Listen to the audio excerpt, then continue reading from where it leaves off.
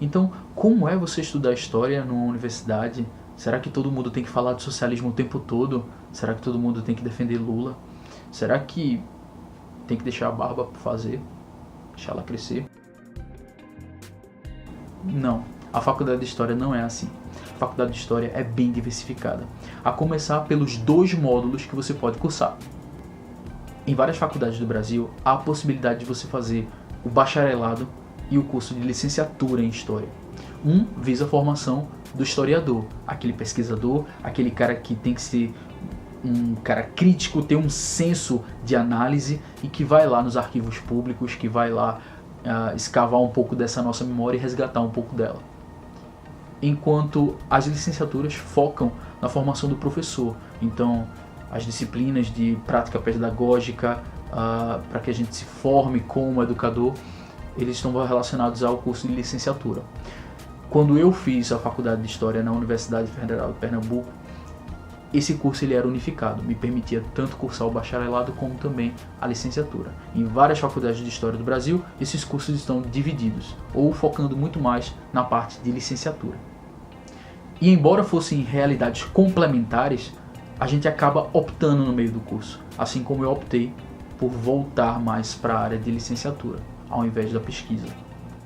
Então, um ponto muito importante que a gente precisa falar, principalmente se você quer cursar futuramente uma faculdade de História, se você vai fazer Enem, se liga no seguinte: a transição entre a realidade do ensino médio para a realidade do ensino superior é algo muito brusco. A transição ela é muito dura. Então, a realidade que a gente enfrenta no ensino superior não é a mesma realidade que a gente enfrenta no ensino médio. São ambientes bem diferentes. Não só porque a gente está estudando o que gosta, mas o que a gente gosta e está estudando é algo muito mais pesado, muito mais profundo. Não que você precisa ficar com medo, mas que a seriedade que é exigida é muito grande. Então, para um adolescente de 17 ou 18 anos, isso é algo que ninguém te conta, ninguém te prepara para isso. A carga de leitura aumenta bastante nos cursos de humanas.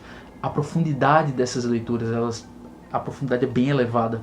Então, você tem que ter cuidado com a seriedade que você leva logo no primeiro semestre do curso. O primeiro ano da faculdade, ele foi muito desastroso para mim. Não porque eu tirei notas baixas, mas porque eu lidava com uma liberdade maior, algo que a gente não tem no ensino médio, mas principalmente a postura. Os professores do ensino superior, eles querem um aluno crítico, eles querem um aluno que se posicionem, que saibam ler aqueles textos que o professor está passando, mas que você saiba consumir e dar a sua opinião. Não que isso seja difícil ou seja impossível para um cara que está entrando na faculdade, mas lá na faculdade de História, a carga de leitura, além de ser muito alta, fazia com que você não tivesse subsídio suficiente para encarar de forma 100% clara aquilo que você está lendo. Então a dica que eu te dou é: invista na leitura e tenha paciência para ler e consumir direitinho, entender direitinho os textos que futuramente você vai pegar e você vai ter que ler e vai ter que se posicionar. A faculdade de História, ela segue a linha do tempo racionalizada naquilo que a gente também acompanha no ensino médio. As disciplinas, elas estão divididas entre pré-história, antiguidade oriental, antiguidade clássica, idade média, normalmente separada em 2 disciplinas, idade moderna e também idade contemporânea. As disciplinas complementares dessa grade curricular, dessa linha do tempo que a gente tem que passar, elas estão relacionadas com a pesquisa histórica, com a historiografia, ou seja, debater a profissão de historiador, os métodos de se pesquisar a história, as vertentes, os grupos, as escolas historiográficas que a gente também aprende no ensino médio, mas que isso tem um peso muito mais fundamental.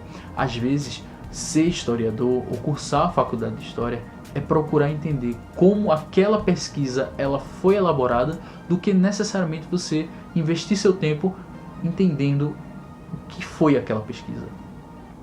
O debate historiográfico ele é algo primordial.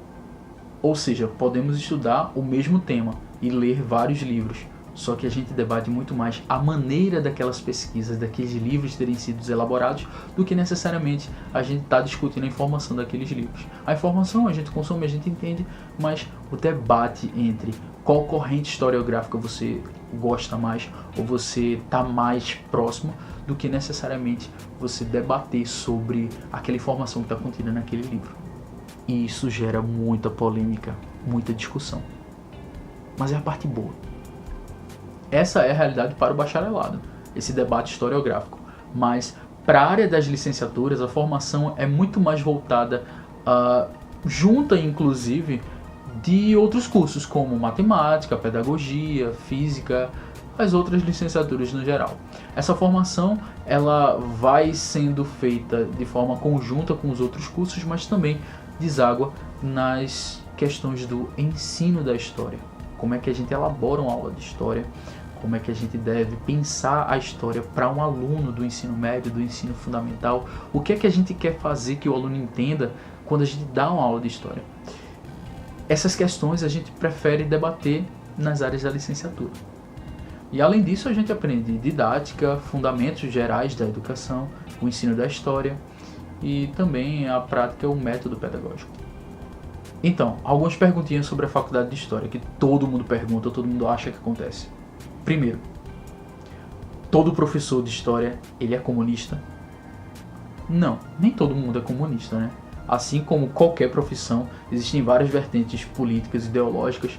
Tem gente que é de esquerda, tem gente que é de direita. Isso é algo que independe da sua formação. Dizem que, inclusive, na faculdade de História, todo mundo doutrina os alunos a se tornarem comunistas socialistas. Isso é verdade? Isso não é verdade. Muitos professores estão lá para trabalhar a Idade Média, Idade Moderna, falar de reforma protestante, de feudalismo. E esses caras eles não vão necessariamente colocar a sua impressão ideológica. Você pode conhecer o partido político que o cara defende, você pode conhecer aquilo que o seu professor, depois da aula, ele gosta de afirmar. Mas dificilmente essa vertente política ideológica ela vai estar presente dentro de sala de aula. Às vezes acontece de alguns teóricos serem utilizados e esses teóricos eles serem de esquerda ou de direita. E isso às vezes provoca certa polêmica. Alguns historiadores marxistas para falar de determinado processo como a Revolução Industrial ou a Revolução Francesa, ou utilizar autores que preferem ser mais conservadores em relação a certas pesquisas históricas ou falar da ditadura militar. É sempre uma grande polêmica, mas no fim das contas isso só aquece o debate. E lembre-se que debate é algo obrigatório dentro de uma universidade. Não um debate necessariamente e exclusivamente político e ideológico, mas debater é conhecer e é procurar conhecer. Outra pergunta que todo mundo faz: todo professor de história fuma maconha? Não necessariamente. Vou te contar que tem muita gente aí de humanas que utiliza, mas também tem muita gente de exatas que também utiliza. Então, isso não é obrigação não, tá, minha gente? Professor de história não ganha dinheiro. Todo mundo é pobre e todo mundo vive, assim como todos os outros professores, de forma extremamente paupérrima. Isso também não é verdade. Assim como existem várias empresas que pagam bem, pagam mal, pagam mais ou menos, existem boas escolas, existem grandes escolas, mas também existem pequenas escolas. Então, vai muito da cabeça do dono da própria escola, vai muito da cabeça da instituição de ensino que você frequenta. Existem boas instituições e existem instituições péssimas. Alguns professores de história, assim como outras matérias, ganham muito dinheiro. Outros ganham assim como o mercado brasileiro se comporta. E sim, muitos professores também são mal remunerados, principalmente pelo investimento que a gente faz na formação. É verdade que todo professor na faculdade de História tem que decorar datas, tem que decorar os principais acontecimentos? Não, isso também não faz o menor sentido. Desde sempre a gente percebe, inclusive na faculdade de História, que as datas elas são secundárias. O recorte temporal, o período de curta duração ou de longa duração, ele serve para guiar a gente, é mais um norte, é mais um ponto que norteia uma discussão historiográfica, uma discussão sobre história, do que necessariamente a gente se prender a grandes acontecimentos. Isso é algo que é resquício da escola positivista. Decorar grandes datas ou processos históricos, decorar todas as fases da Revolução Francesa, ou o ano que Napoleão perdeu a guerra na Batalha de Waterloo, cara, isso é algo que vai sendo massificado e consolidado, não só durante a faculdade, mas também durante a profissão da gente. Então, se você entra em contato com essa realidade todos os dias ou todos os anos, porque faz parte da tua profissão ou da tua formação na faculdade de História, é natural que você acabe decorando algumas dessas datas, né? Porque de todos os professores, de todas as matérias, o de História é sempre aquele cara polêmico que gosta de relativizar tudo e que gosta de contestar tudo. Todo professor de História tem que ser assim? Olha, isso é algo que é um processo natural também da faculdade de História. Como eu falei anteriormente, faz parte da formação do historiador e faz parte da formação de professor de História discutir, debater e principalmente checar informações. A gente está muito mais interessado em saber como você chegou a essa informação histórica, como foi esse processo histórico. A gente quer saber a maneira que você chegou a ela, não necessariamente a informação em si. A informação em si a gente consome, a gente aprende, a gente entende, mas principalmente mostrar como você chega a ela, como foi o processo científico para que isso ocorresse. Então, quando a gente encontra correntes de WhatsApp, informações que não tem muita fundamentação, a gente acaba contestando. Ou quando você conta alguma história, a gente para e pensa, será que foi assim? Será que a gente pode ter certeza sobre isso? Porque a história nunca é algo plenamente feito ou plenamente inteiro. História, passado, memória, a profissão do historiador é resgatar fragmentos e nunca pedaços completos da nossa história. Então é isso, mamíferos. Esse foi um pouquinho do meu passado, do que eu enfrentei na faculdade de História. Farei outros vídeos relacionados a isso, não só a profissão de professor, mas também a faculdade de História em si, a formação em Ciências Humanas. E caso você tenha alguma dúvida, você pode deixar nos comentários ou me adicionar no Instagram e a gente se vê por aí. Postarei mais vídeos relacionados à videoaula, tem coisa boa vindo por aí, resoluções de questões estão vindo também, então aguarda que tem novidades no canal.